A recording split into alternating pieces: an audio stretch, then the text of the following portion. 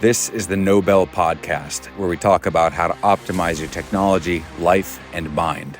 We're joined by special operations veterans, entrepreneurs, investors, and others who have overcome difficulty to make it to the top of their craft by staying in the fight. All right, let's rock and roll. So we'll start off with, what's your name and where'd you grow up? My name's Chris Angarita. I grew up in Oak Park, Illinois, just a small town about 20 minutes directly west of the city. Illinois, okay. And where'd you go to school? Went to a few great schools growing up, the longest one being St. Giles, again, within Oak Park. Then went to high school in Oak Park as well, Fenwick High School. I always ask this question, especially with team guys, did you get in trouble a lot as a kid? What were you like as a... I actually wasn't a troublemaker. I was a pretty straight-laced kid, studied, played a lot of sports growing up, fairly restless, but I never really got into any trouble per se. I was actually the one-off good kid. That actually surprised me. The teams. You seem like a reformed bad kid. So Yeah. What sports did you play? Played soccer my whole life and also ran track and field as a sprinter and a pole vaulter. Did you go to college before the Navy? I did, yes. I had the intent of being a SEAL since I was 12, for whatever reason that remained with me. High school, college, again, with the intent of enlisting as soon as I graduated. Did you play soccer in college? I didn't. I should have, but I got too into enjoying college life to do that.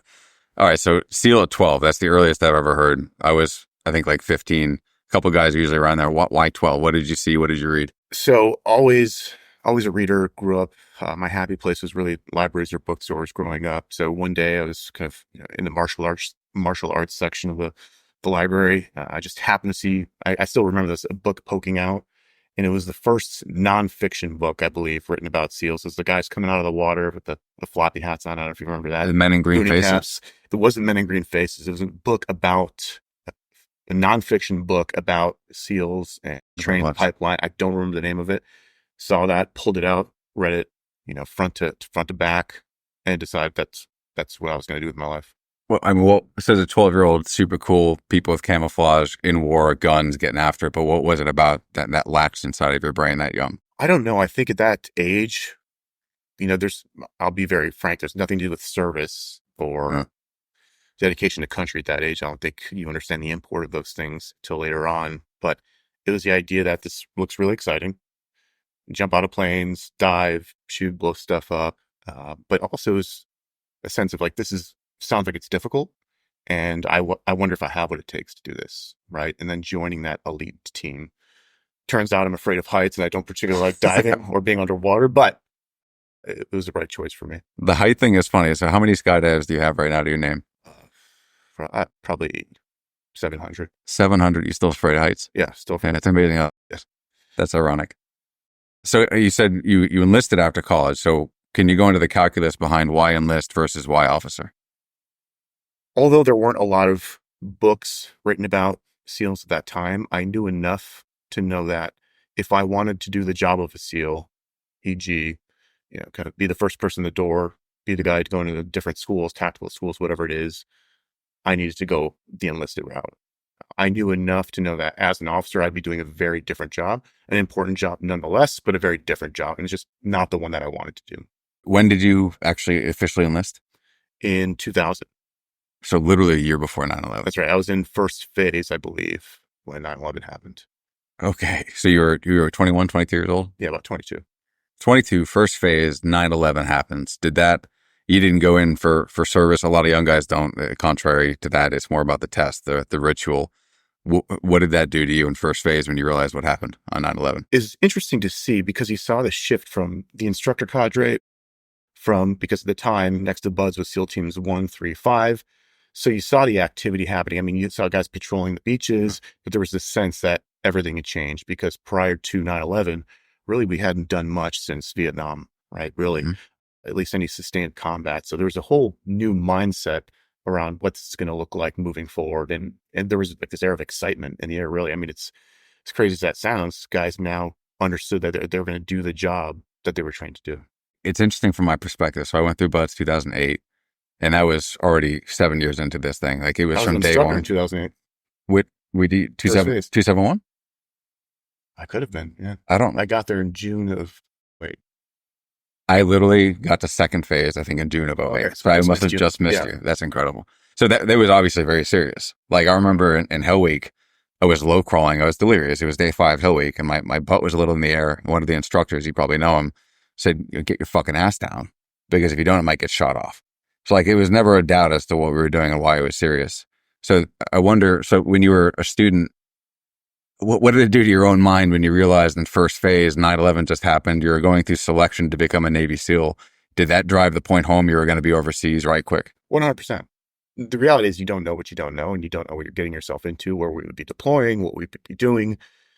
But there's an understanding that we're going to be doing something as soon as we got to the team. And I think everyone was excited about that. Because prior to that, like you were just going to hope that, when I make it through this pipeline, that I'm going to see some form of action. But now it was definitive. So when you went in, did you get a rate before you went to Buds? I did, yeah. At the time, you had to get a rate. So if anybody doesn't know what a rate is, it's your job in the Navy. So it could be a gunner's mate, an electrician's mate, whatever that is. So at that time, you had to go to A school first. So I went to gunner's mate school right after boot camp. It was like one of the shorter ones I could find. I think it was 4 months or something. It just sounded cool, although it was not. Did that and then straight to Buds right after A school. So you read, the book or books before you got in. How did Buds measure up to your expectations? I've heard a lot of you guys on podcasts talk about how you guys loved Buds, how you found it and measured up to your expectations. I hated Buds. I was a total Buds student. Hated every single day of it. I found nothing. I've heard several people at this point refer to Buds as beautiful in some form or fashion. I hated every minute of it. Didn't find it beautiful. Terrible. I hated it. I was terrible. I was not a good runner, not a good swimmer, not good at the oak course. I think it was Dusty was talking about the second time. I was a third time every time guy, right? So every major test that you had to do in order to progress, you get 3 tries. For the people that don't know that, I was the guy that passed on that third try every time, always on the edge of getting kicked out of Buds. Mike, were you goon squad a lot? All the time. So the harder, not smarter pathway. That's right. All right. So you go through Buds, West Coast teams, East Coast teams? Yep. Started on the West Coast, SEAL Team 1. Went right there, did several deployments, SEAL Team 1. After that, made my way to Buds. Just talked about 2008. Was there for about 3 years. Where did you deploy when you were at Team 1? Two times to Iraq, the first 2 to Iraq. Were they pretty kinetic? They were. The first one was we were doing a lot of direct action missions. We did that with the Polish Grom as well. That morphed into doing a PSD mission, so protective services for the president, prime minister, and the 2 vice presidents of Iraq. So kind of split deployment going that. So the first half was more exciting than the second half for sure. And then the following deployment was back to Iraq doing more kinetic type operations. So if you had to sum up your Team 1 experience overseas, what were your favorite aspects? And then compare that to the worst aspects. I think for me, doing the PSD mission was a little disheartening just because we wanted to be doing the kinetic stuff. There's really what you want to do when you join, right? That's what you have. That's what you envision. That's what you train to. So moving over to the PSD mission, not as kinetic, certainly looks a lot of standing around waiting for, some of these VPs to get out of their meetings or whatever it is. Not as interesting. So it was a great learning experience. We had a great group of dudes of the team. So I enjoyed that, but not as interesting as the first half of that deployment. Second deployment was a lot more interesting. Again, going out almost every night, hitting houses. And I just enjoyed doing that kind of work, but the planning that goes into any one of those missions, getting the team together, figuring out who's going to be doing what on target, rehearsing that over and over, and then executing it, getting that intel off target, processing all that data, figuring out what's next, and then hitting, the next place the next night. That cycle was just, there's just something great to it. Let's dig into that for a minute, because you reminded me of some stuff in the past that when it initially starts off, things feel a little edgy, a little uncomfortable, unsmooth. Yeah. And then over time, you get into rhythm. You start iterating, A/B testing, things get better.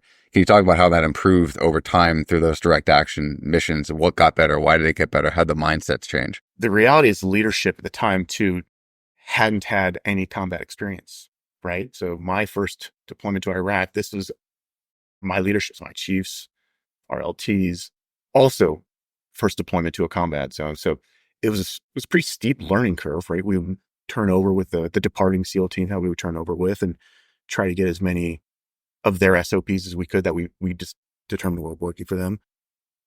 But at the end of the day, it was a lot of iteration. Like, oh, maybe we shouldn't have landed that close to the target. Right. Right. We got lit up as soon as we landed. Probably should think about this a little bit differently the next one. So it was a lot of learning, but developing new tactics on the fly while we were getting back into combat after, a stagnant period. So your leadership probably didn't have any actual combat experience, actual firefight experience. Right. What was that learning curve like, if there even was one? Was it just a smooth fit, or did that have to take some tempering? No, it was a pretty smooth fit. At the end of the day, we trained to all those scenarios and we trained for all those contingencies. So the fact that, my chief or lieutenant or whatever it was had never fired a shot in anger was immaterial, right? Because they knew what they were supposed to do on target, right? They hadn't done it before, which is fine, but they knew what they needed to do, and they did a great job. So let's go back to Buzz as an instructor. If there's one thing I'd regret, it's not going back and being an instructor. First phase. Yeah. First phase of Buzz is, first, can you explain what first phase of Buzz is? And then two, how did it change your view of Buzz itself, since you had kind of a more miserable experience in Buzz, and add a little bit more meaning to it after a couple of war deployments? We had a great group of cadre there. Everybody kind of takes on a different role when you're there, right? There's the nice guy, the hugger, there's like the guy. The nice guy roles were already taken, so that wasn't me for sure. But everybody there was extremely professional. And when you're a student, you don't see that, right? You see these psychopaths in front of you literally trying to kill you, it seems like at the time. When you go back there as an instructor, what you realize is that everything is really well scripted, right? First phase, for anyone that doesn't know, is the first real phase of SEAL training, right? There's a pre-phase that doesn't really count, but there's 3 phases in BUDS. First phase, which is the physical conditioning phase. That's where Hell Week is, generally in the 3rd or 4th week. The second phase is dive phase, and then the 3rd week is land warfare demolition phase. So I was an instructor on first phase, which entails Hell Week, and this is really the kind of the crucible for most BUDS students. This is where we're going to lose most of the candidates. They're going to from DORs or injuries as well, right? Once they make it past first phase, the vast majority of them are going to graduate. So that's to go back. That's where I was.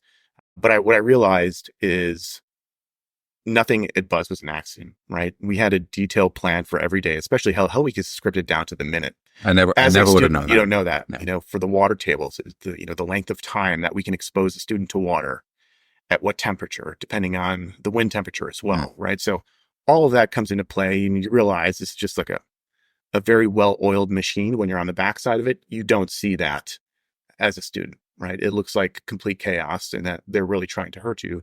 That's not the case at all. So knowing that on the back end, what was your relationship with the students like? Was there ever a point where you're like, you almost pity them? You're almost sorry they have to go through this hell? Did you savor it? What was your mindset like throughout that? I never pitied anyone, no. Because I never felt that myself as a student, and nor would I want anyone to pity me. I was fairly tough instructor. I think I was fair, though. That said, when a student decides that there's no malicious intent from any of the instructors there, right? We take on different roles, as I said, but the moment a student decides that they're going to quit, which is the vast majority of them, it's a very empathetic conversation we have with all those students when they're out processing. Like, hey man, how are you doing? First of all, you doing all right? What was the reason for wanting to drop out? And we just kind of talk them through, let them know it's okay. There's an opportunity to come back in the future if that's ever something that they want to do. But we want to let them know that it's okay. There's, this happens all the time. Doesn't reflect anything about you as a person or as a man or anything. It's just not for everybody at a certain point in their life. And you may come back at another point and just kill it. So I'm curious, from your perspective, BUDS instructor, a lot of arguments have been made to make BUDS easier for any number of reasons.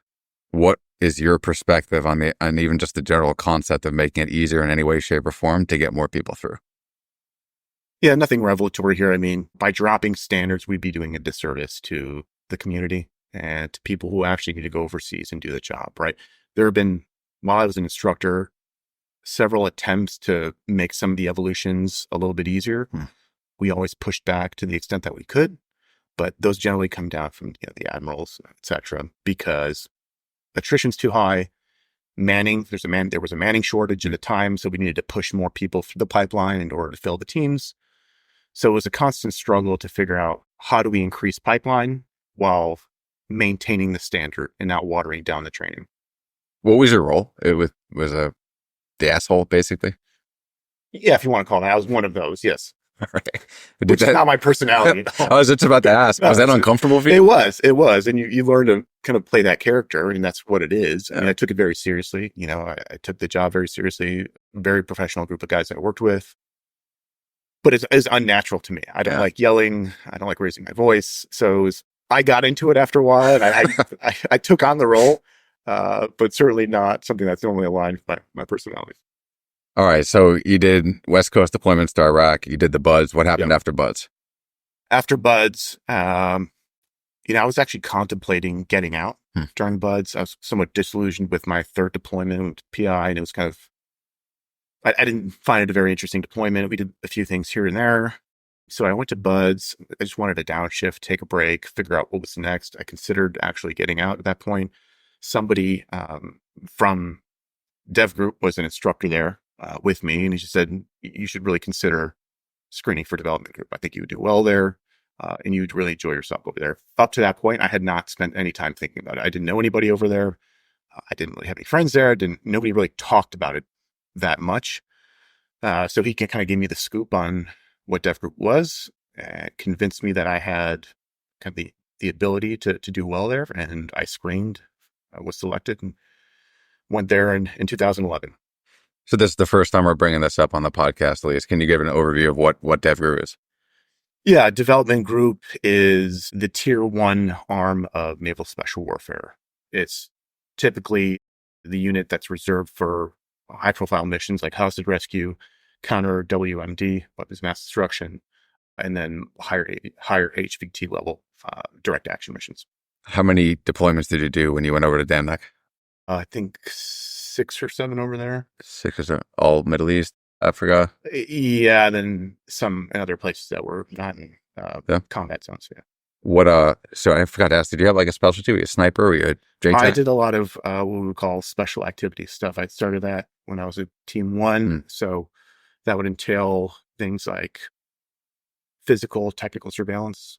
And how do we, one, follow somebody, then get the intel from their home, their phone, their computer, in order to exploit that intelligence, use that intelligence for a follow-on mission. That's a lot of deployments. So like maybe summarize what were some of the best experiences you had, maybe 1, 2, or 3, and then we'll go to some of the worst experiences, some of the more eye-opening experiences.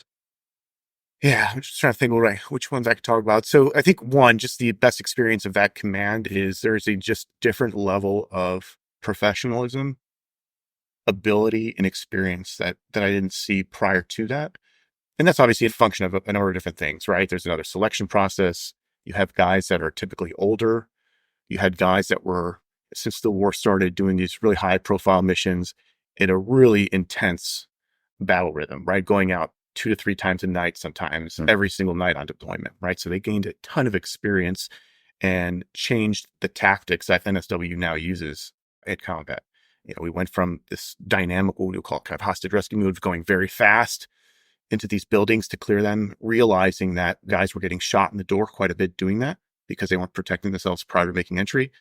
So we shifted to what we call now methodical clearance, which is taking a little bit more time at the door, using that threshold to just act as effectively a barrier against bullets coming in, clear 90% of that room for make entry, and then make our entry, right? So going over there is just a massive mind shift as far as, how the best people in the world are doing this kind of thing. And you're allowed to be very focused when you're there on the, at SEAL Team 1, you're doing all kinds of different training missions, right? You're doing diving, you're doing SR, surveillance reconnaissance, you're doing all these different things. You're kind of a jack of all trades. When you go over to command at Damnak, you are really a master of one, which is doing CQB, close quarters battle. And that is what you do day in, day out, every day.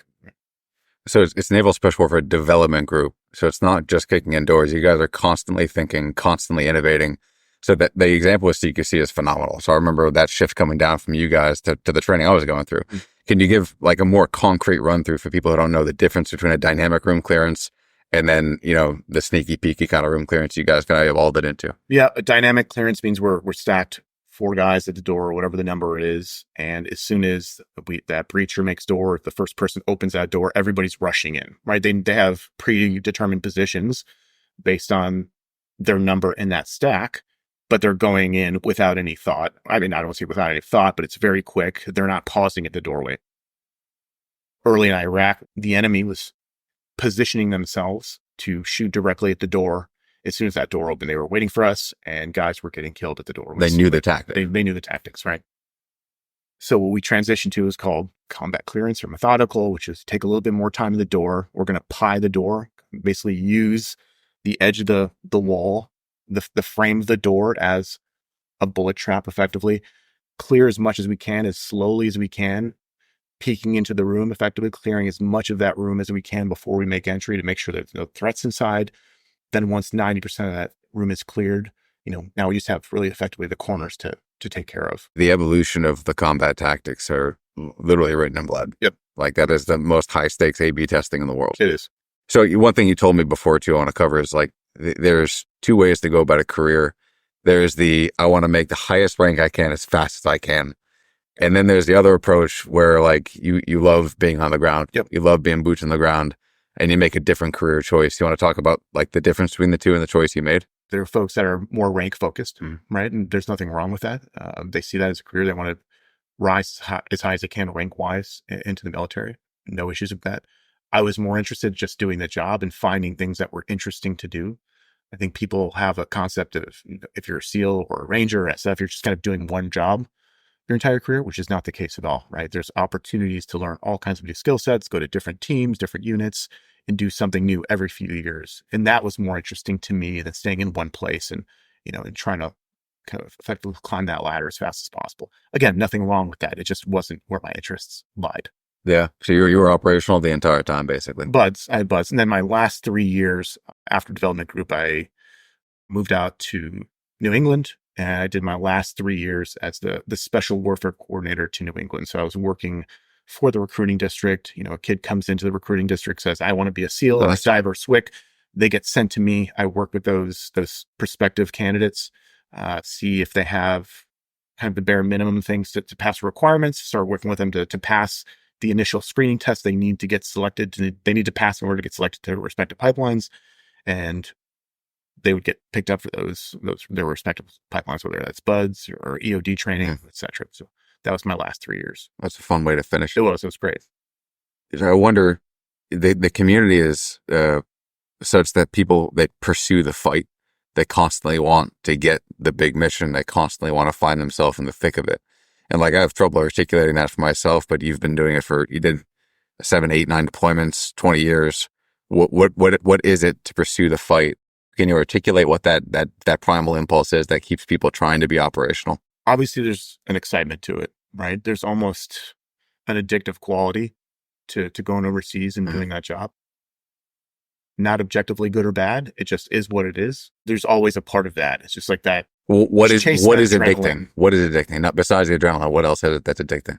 I don't know if I've ever spent any time thinking about this deeply. You spent 20 years doing it. Yeah, I know. I mean, I suspect it's this subconsciously, this idea that this could be the last thing that I ever do. And I need to be on point if I want to go home after this session. I think that's probably running in the background at some level.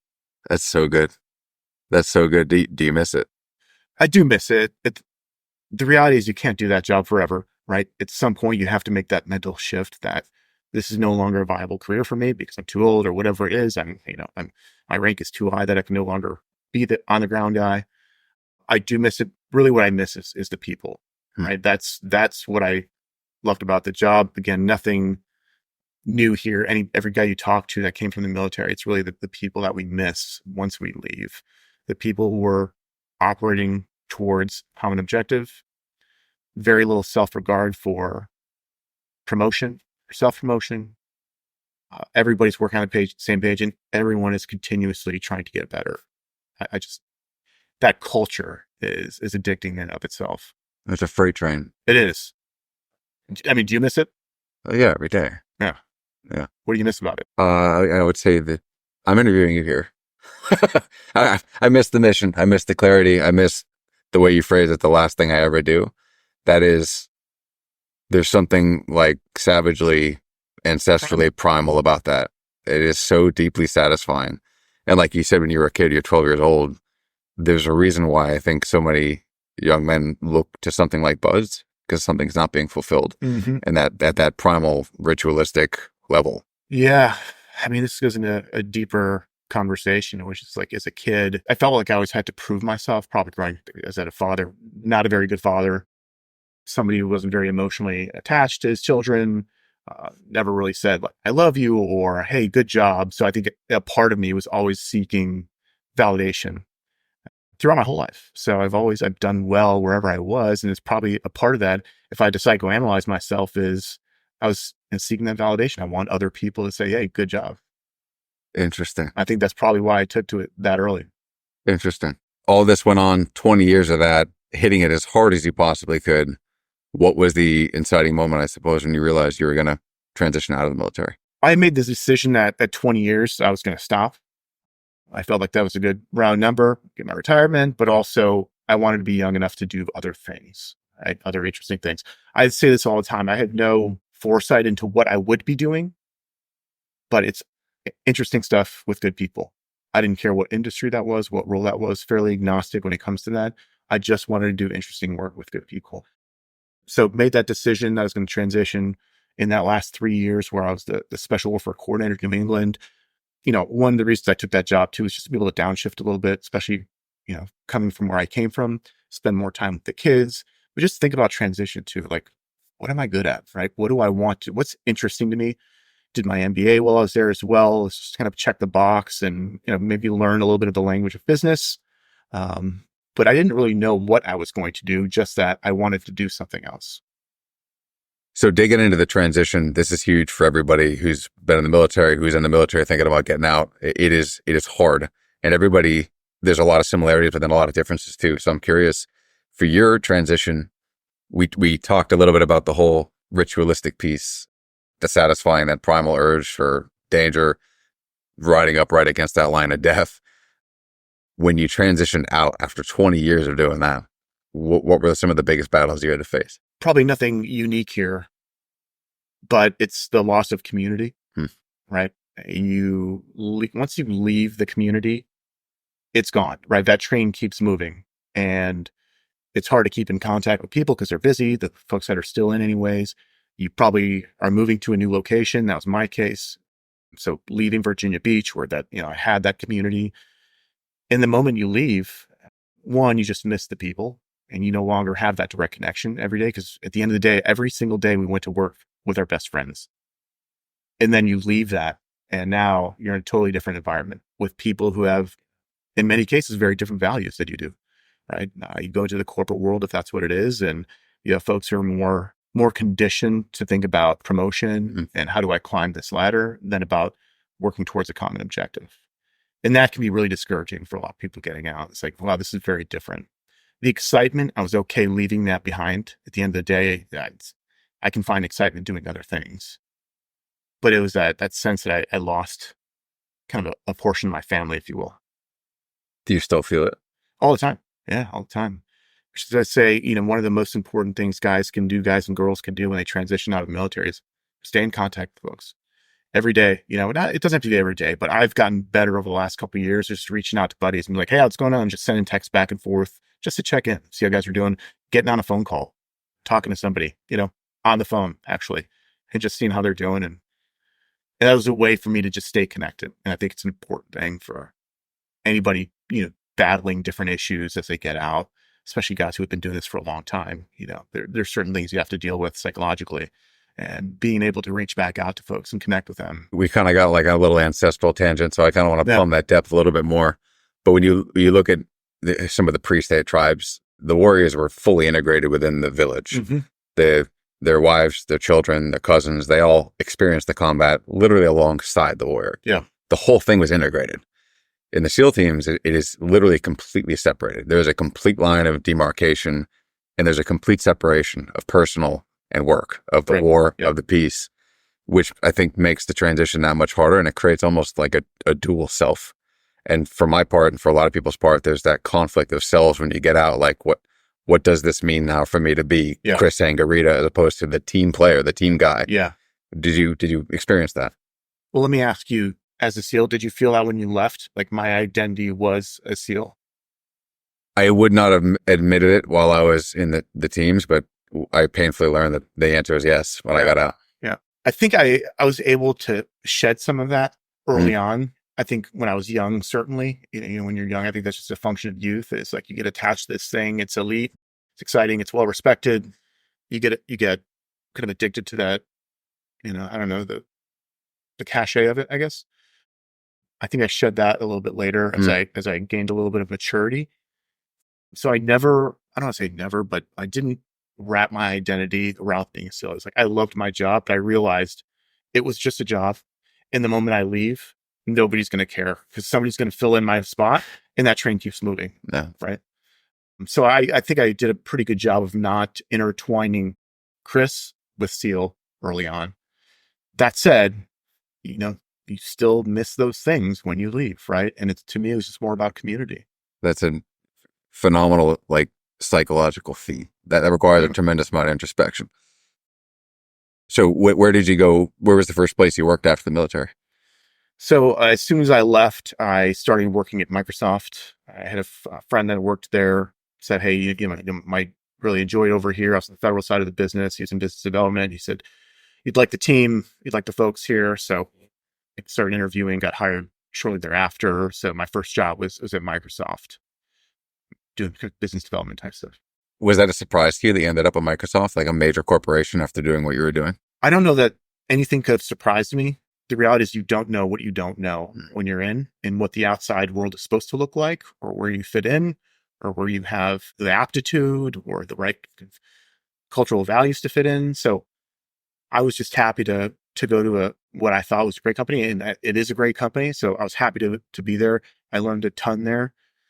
I just learned that it probably wasn't the place that I wanted to stay forever. Culture is extremely important to me. There are great people there. I still have friends from there. The value alignment, I don't think was there for me. And I knew when I got out, culture was going to be very important. At the end of the day, I think you can find a good culture anywhere, but there's just some things that were missing. The people that have similar experiences as you kind of speak the same language. But again, going back to the same things, like working towards a common mission and very little self-regard for me or for promotion. I think I missed that a little bit. So I learned a ton there, had a good time, but I knew that after a couple of years, I was going to go looking somewhere else. Did you do sales at Microsoft initially? Yep. What drew you to sales? And I'm asking from the perspective of what your specialty was in the teams. You kind of had the secret squirrel kind of thing going on there. Was that part of the aspect of sales? I don't think so. I think I just fell into it. The reality is, I had somebody who was already working at Microsoft who explained what the job was to me. It sounded interesting enough, and that's what I was looking for, something interesting. And that was going to be dynamic, changing every day. And I said, yeah, I'll give it a shot, and was fortunate to learn from some really good people there. But I think like a lot of guys, when they get out, they just fall into things. We plan and go to school for different things with the intent of doing something specific. The reality is we just kind of fall into certain things. So like you had no intentions of getting into the current occupation. Yeah. So I wonder, what do you think about sales, like conceptually, philosophically? But I think most people, when they think of sales, will think of like a used car salesman or something like that. Sales, I realize the hard way, is a very different job. I'm not going to get my reasons on it. What are your reasons for liking sales? What do you get out of it? What's the satisfaction? I enjoy having those conversations with the customer, and it's always an exercise in problem solving, right? Every time you're on a call, talking in a meeting, you are trying to get to the core of a customer's problem and understand with questions, whether there's a big enough problem here for you to solve. And sometimes the customer doesn't even know that they have a problem, or they can't pinpoint what that problem is. So trying to figure that out together, to me, is an interesting, just academic exercise. So one thing I know about you is you're one of the most voracious readers I've ever met. This kind of ties into most of the stuff we've talked about so far. So just to kick it off, why do you read with such intensity? The word intensity implies effort. And I've been reading since I was a kid. My house, growing up, was always filled with books. Both my parents were readers. There's an attic in our house that had a glass case. I always remember this with first editions of Chekhov and Dostoevsky and Hemingway and Fitzgerald. And I would just go up there and read all those from a pretty young age. And for whatever reason, whether it's a combination of like polygenic traits or environment, that stayed with me. I've just enjoyed, that was always my happy place, is to kind of with a book. For whatever reason, I've maintained that interest, but I read for a few reasons. One is just because I enjoy it. It's a way to break away from the real world and immerse yourself in something new. General Mattis said this, and I'm sure you know the quote, which is, if you haven't read hundreds of books, you're functionally illiterate because your personal experiences are not enough to sustain you. I love it. We could argue about the first part of that, whether you're functionally illiterate if you haven't read hundreds of books, but I think the second part is certainly true. By definition, your experience is an N of one, right? And how do you scale that, right? And there's an easy way to do that, is rely on the experiences of other people who've gone before you and done the things that you might be interested in. Whatever you might be interested in, there's a book about it. And if you want to learn about the world around you and the people who inhabit it, you can find that in the book. So I'm interested in the world around me and the people that I walk with every day. So like from my own experience, reading is one thing. And there's a lot of people who could read a lot of books real fast, but then it just kind of goes in one side of the brain, out the other. Mm-hmm. How do you actually tie it together? Do you have a method for abstracting out the value from each book and then actually applying it to your life? Yes. There are a number of ways to do this. If you're right, I think a lot of people read quickly and to get through books as kind of, how many books can I get through in an X period of time in a year? And that's kind of a trophy for them. I read fairly slowly, and I mark up books all the time.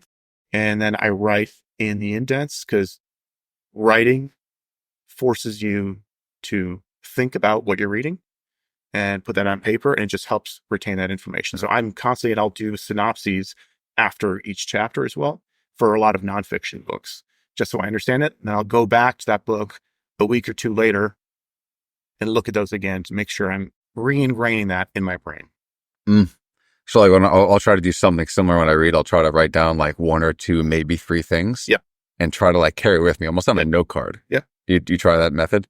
That's like the Ryan Holiday method, right? Where he's got a note card for every book he's read. He's got multiple note cards with whether they're quotes that he found interesting in the book, the big ideas, and he's got a whole, box full of different note cards, oh my God, genres, right? Thousands of those. But I think that's a good way to do that. But most of that stays in the book itself, in the end of the chapter, in the margins. So you mentioned you take notes from reading. Your books are marked up. Do you write for personal essays? Do you keep a journal? I do. I write. I think writing is a forcing function for clarity and concision. And I would argue that you don't know what you believe or why you believe it until you've put it down on paper. I love it. Right. Writing forces you to think about the things that you think about and to make them concrete. Until then, they're just these ethereal, notions running around your head. And putting them on paper requires you to think about what you actually believe. What's your method? Do you use a pen and paper? Do you use your laptop? Always pen and paper, always. You keep a notebook? Like, is it a daily log? Journal. Yeah. And I use that for two different. Journaling is its own separate thing. Anytime I think it's a useful exercise for anyone. Anytime you're feeling anxiety, fear, whatever it is, elation, whatever it is, put it down on paper. Right. The second is just interesting things that I might have seen that I may want to write about in an essay form, but it's not that formal. Just things to help me solidify my own thinking. There a certain time of day you do the journaling? Morning. Every morning. If I'm traveling, I'm not really good about it. When I'm home, I'm fairly assiduous about doing that. So wake up I've had a meditation practice for 12 years, probably. That meditation, reading, writing. So you read in the morning as well? I do. Let's walk through this routine. Yep. So you wake up, meditation. What kind of meditation do you do? Some Vipassana type meditation. So I'm just sitting there. There's a couple of different ones I'll do, but a body scan one is one of them. Just following the breath is another. A certain time period? For 20 minutes. 20 minutes of breathing focus. Yeah. Little body scan. Yeah. 12 years? I've had that for, about 12 years. So you started doing it in the teams? I did, yeah. It's not normal, is it? I found that when I went over to development group, there's a full-time sports psychologist that we had on staff there. She incredible. But, so I would go there and just talk to her about different things and like, I hate jumping. How do you help me get over hating being in the air and jumping out of an airplane? And she's the one that really turned me on to different breathing protocols, but also meditation. Yeah. And so that seems helpful. And she had said, a lot of guys at the command are doing it. And if there's anything that could give me, another fraction % of an edge, I was willing to try it. And for whatever reason, that stuck with me as well. So about 20 minutes of meditation. How long do you then journal and read for? It depends on how much time I have, what else I have to do in the morning. Generally, I try to get up at 6. That's changed recently, but I try to get up at 6 to do all those things. Writing could be, depending on what I'm writing. The journal could just take 5 minutes. If you're ruminating over something that's causing stress, anxiety, there's a magic solution to that. Just put it on paper, trap it on that piece of paper, get it out of your head. That's been the biggest benefit for me with journaling. So it might just be 5 minutes. If there's something I'm thinking about that I feel like I need to help clarify my thinking, it might be 15, 20, 30 minutes to max. And then reading, how long do you do that in the morning? It depends how much time I've spent doing the other things. I try to read for 2 hours a day. That's not always. Oh, wow. That's awesome. It's in the morning, at night. It's not always doable. Yeah. That's my goal. So besides the meditation, the journaling, the reading, what do you do anything else to like get yourself ready to prime yourself for the day? Or is that like the agenda? No, the agenda happens the night before. Almost always, as I'm listing out my priorities for the next day, the night before. This goes into how we think about time and how we use time. But the reality is the vast majority of what we do on any given day is unimportant. So if we can think about the things that are going to move the needle ahead of time and focus intensely on those things, you're going to make progress. Like invariably, you're going to make progress. Instead, what a lot of people do is every day they realize that they've done a lot of things, but they've gotten nothing accomplished. Yep. And because it's hard in corporate and a startup especially, you have Slack messages coming in, emails coming in. Everything is designed to distract you from your job, right? So how do you think about what's important? And then how do you focus relentlessly on those two things while trying to ignore all the distractions? I'm certainly not perfect at it. I succumb to, responding to Slack, as soon as somebody sends a message all the time. So I have to just turn it off. And that's a forcing function for just focusing on the thing that I'm doing. What does the nightly routine look like? Is there a certain agenda you have, a way you approach it? No, I have my notebook that I put everything in, the tasks for the day, whatever it is, my schedule. The night before, typically I'll write out the 2 to 3 big things I need to do the next day. I like that, the night before. I've never done that before. When it comes down to like building your schedule, blocking off time for emails, time for decompression, how do you approach that? So besides the night and the morning, how do you approach that throughout the day to make sure you're kind of optimal? I think it's important. Time blocking is a hack. Setting aside time for deep work. Cal Newport talks about this all the time, right? It's so easy, like I said, to just get distracted. So blocking that hour, that 2 hours to do whatever it is that's going to move the needle for whatever your role is critical. Everything else can be done. I think using the Eisenhower matrix is always a useful framework for that. I don't know what that is. Eisenhower matrix, on one axis, you have urgency, less urgent, more urgent. And then on the y-axis, you have importance, less important, more important. And you can determine what needs to be done, what we really need to focus on, depending where the intersection of those things lie. So very urgent, very important, needs to happen right away, for example. So I have the Eisenhower matrix written up to Google it, take a look at it. I have it on a whiteboard.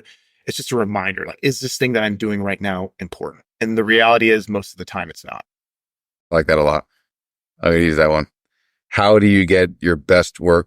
Before you even do that, you brought up Slack, and I constantly wonder about Slack. Yeah. It is a double-edged sword, and I'm almost wondering if it's actually worse than it is good.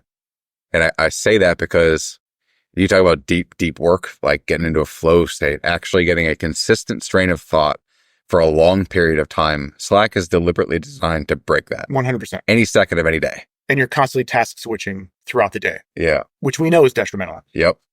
I almost wonder, what company would have the audacity to say, you know what, we're going to stop Slack for 3 months to see if it increases productivity. It's one of those things you have it, you almost feel morally obligated to use it. And you become dependent on it.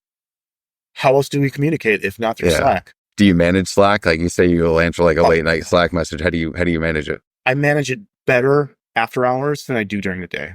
And it's something I fight with every single day. It's like, do you respond to this right away? It just came in. Oh, another Slack. I wonder who this is from. When I'm trying to do something that's going to actually move the needle, like I talked about. So work in progress. After work, I'm pretty diligent about being focused on, after work stuff. Yeah. Whether it's kids, hobbies, whatever that is. I deliberately don't Slack after 5:30. It's for that exact reason, because I don't want anybody to feel like they need to respond. Yeah. Like if it's important enough, pick up the phone and call me. Yep. And we'll actually address it. If not, it could wait 12 hours. Like that's. I wish I had a good answer. I don't. Yeah. It's worth thinking about. I think everyone's going to be thinking about it soon enough. How do you get your best work done? Do you have some sort of music in the background? Do you have techno blasting in a certain location? Do you set intentions? I know that for sure, but how do you think about that? Depends on what I'm doing for the day. Music, I'll typically have music in the background, classical or just sometimes just white noise. I think having that kind of external stimulus to me puts me in a calming state. It actually helps me focus.